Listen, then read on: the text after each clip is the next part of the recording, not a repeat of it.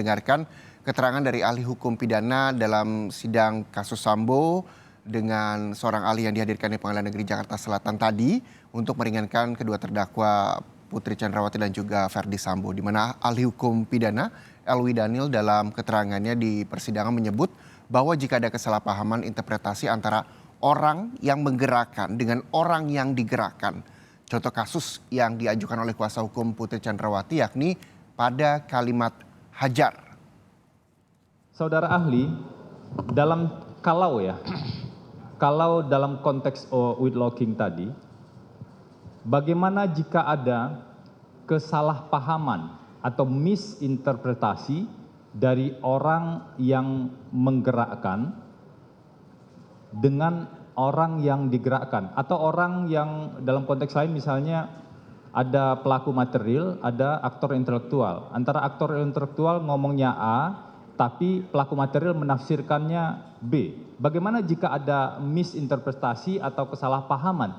Siapa yang harus bertanggung jawab? Nah, dalam konteks ilustrasi seperti itu, ya, itu kan ada ketentuan pasal 55 ayat 2 KUHP. Bahwa orang yang menggerakkan hanya bertanggung jawab sebatas apa yang dia gerakkan beserta akibat dari apa yang dia gerakkan.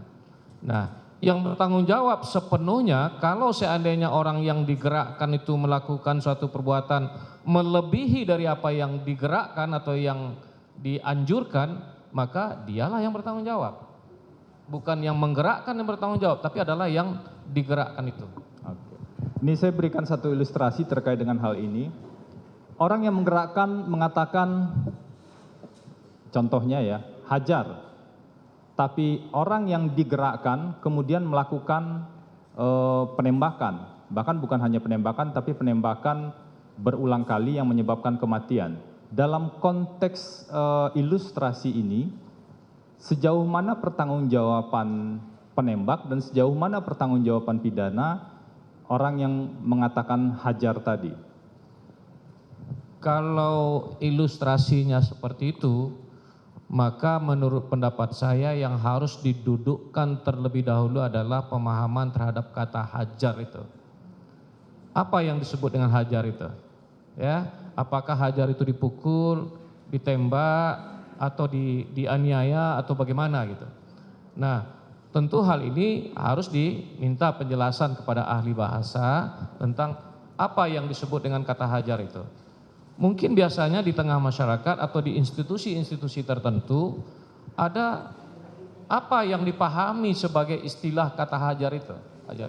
Maka apa yang dipahami itulah yang saya kira bisa digunakan sebagai pedoman untuk menentukan pengertian dari hajar tersebut.